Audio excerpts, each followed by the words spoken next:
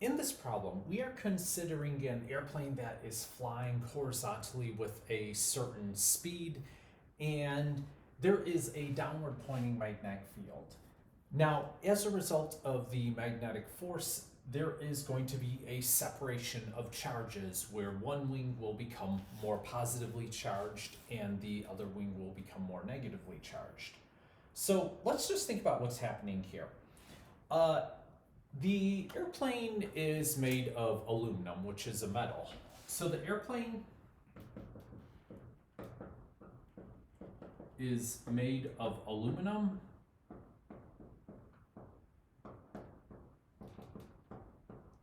And aluminum is a metal. And if we remember back to our description of the electron C model, the microscopic picture of what a metal really is, you have these positive charges that are arranged in a lattice, and then you have these negative charges that are free to roam about freely. So in this particular scenario, the airplane is moving to the right, as drawn on this picture. There is a downward pointing magnetic field. So if we are just watching from far away, we see the airplane with a velocity moving through a magnetic field. The charged particles in the wing that are free to move, the electrons, are going to actually be pushed and able to move in a certain direction due to the magnetic force. So I could say that the magnetic force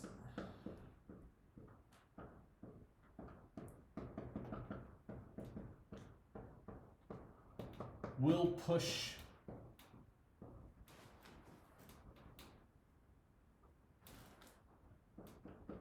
the electrons.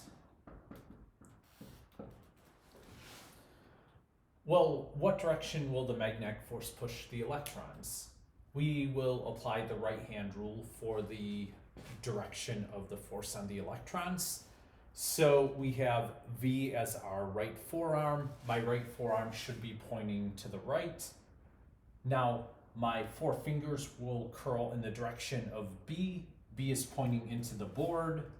So a positive charge would be pushed upward and towards the top of the board. A negative charge would be pushed downward towards the bottom of the board. So the electrons are a negative charge. The electrons will be pushed towards the bottom of the board. So the electrons will be pushed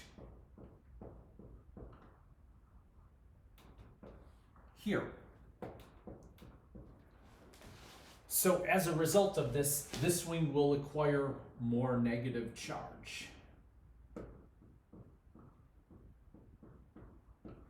And because electrons are being pushed away from this side of the airplane from the other wing, this wing will acquire more positive charge.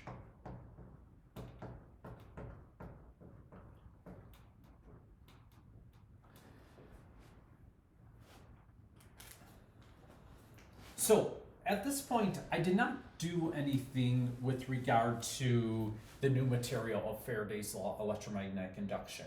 All I did was I took the idea from chapter 20 of the right-hand rule, the force on a charged particle moving through a magnetic field, and I said, well, airplane wings will tend to separate the electrons because they are moving through a magnetic field. One side of the plane will become more positively charged, the other side of the plane will become more negatively charged. The question we're trying to address is, what is the voltage between these wings?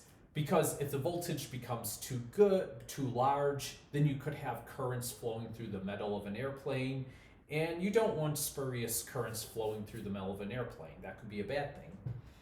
So let's think about what happened here. We applied the force on the electrons.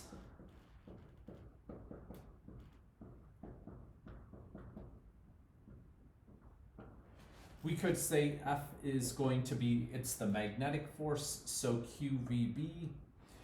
We have sine of theta, but V is to the right. Magnetic field is into the board. That's a 90-degree apart. So I have times the sine of 90 degrees, which is just 1 anyway, I won't bother writing it here. Now, the question is really, what is the potential difference between the two wingtips? So what is delta V? That's what we really want to know here. So to address that question, I'm going to call back an idea from last semester in 121. So in 121,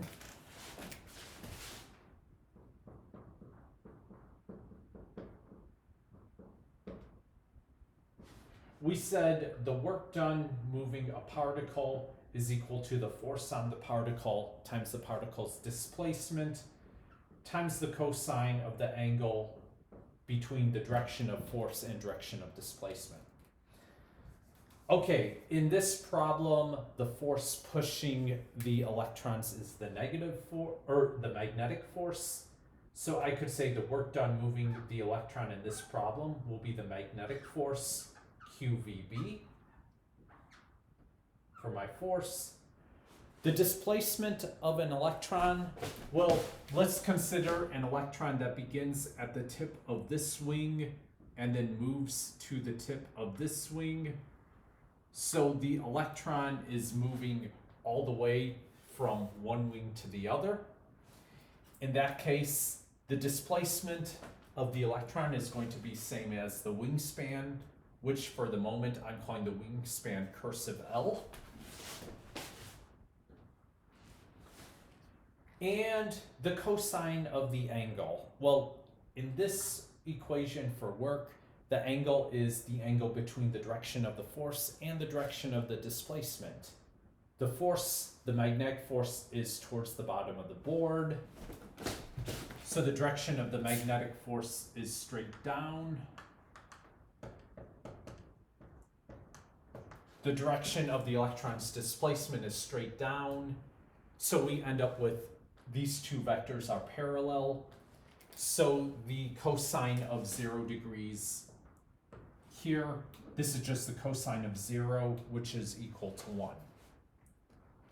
Because displacement is towards the bottom of the board, magnetic force is towards the bottom of the board. These two vectors are parallel. Okay, why did we bring up work? Well, also earlier this semester, we had this equation, delta PE equals Q delta V. And we said that there is a connection between a change in potential energy, a change in kinetic energy, and a change in work. Now, I do not really worry about, for a problem like this, I'm not going to consider should signs be positive or negative. I'm only going to really worry about absolute values. So I could say we will not worry about negative signs at all. So I could say the magnitude of delta PE will equal to the magnitude of the kinetic energy, change in kinetic energy, which is going to be equal to the magnitude of the work done. So I don't want to have to spend time worrying about positive, negative signs, so I'm just taking the absolute value of everything. And in doing this, this was an idea from the section on electric potential. You can review the notes there. We have the magnitude of the work done moving the electron is going to be equal to the magnitude of the change in the electron's potential energy. So here I have a delta PE.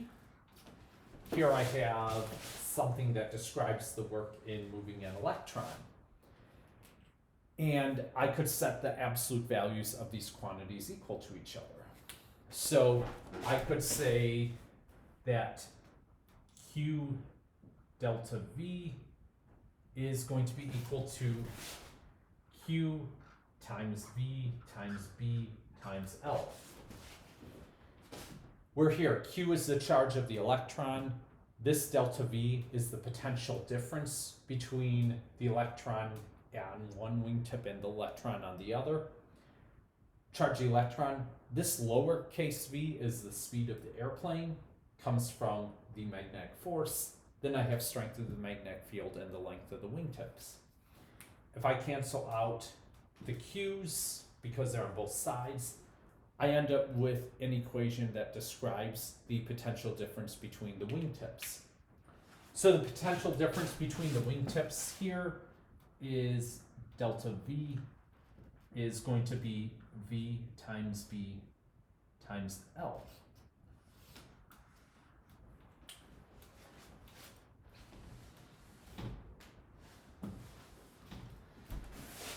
So at this point, I intentionally left it like this just so I am in a position where I could plug in numbers and find the potential difference. So in the problem, you're given that the airplane travels at 250. You're given that the magnetic field has a strength of 0.6 times 10 to the minus 4 Tesla, and the wingspan is 30 meters long. So if I say delta V, the potential difference between the wings, okay, we have a speed of 250. The strength of the magnetic field we were given in the problem as 0.6 times 10 to the minus 4.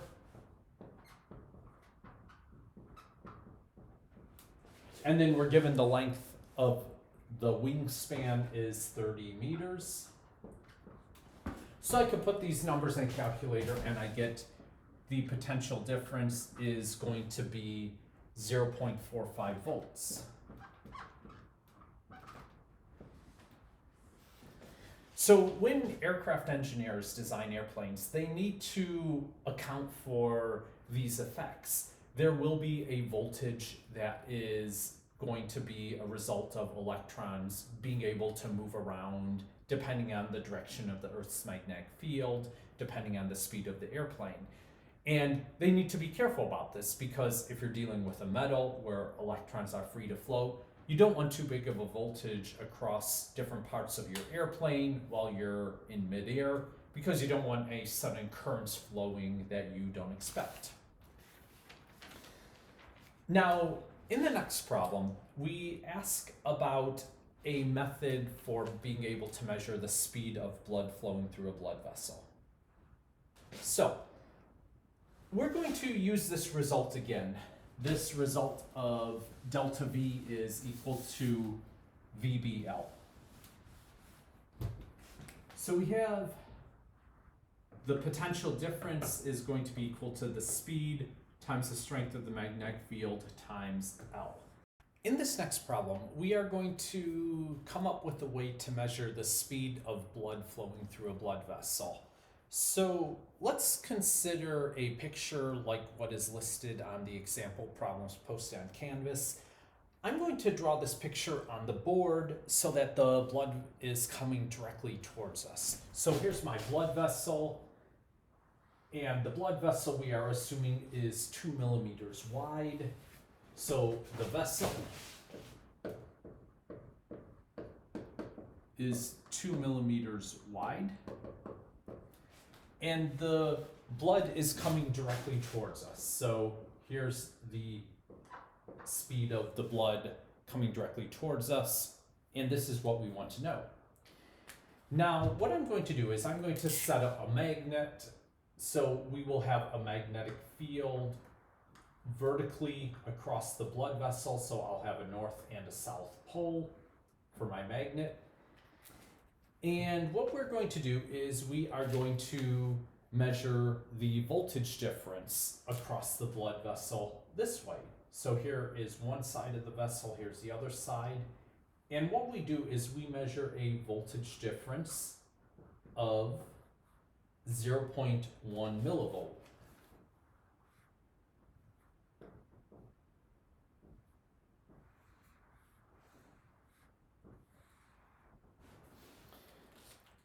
Now, the blood itself contains some ions in the blood, so these are the charged particles that are going to be pushed to one side or the other.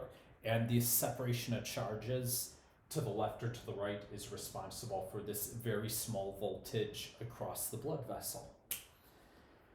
So the blood vessel is 2 millimeters wide, and a magnetic field of 0.8 Tesla is set up across the blood vessel in the vertical direction. So B is equal to 0.08 Tesla in the vertical.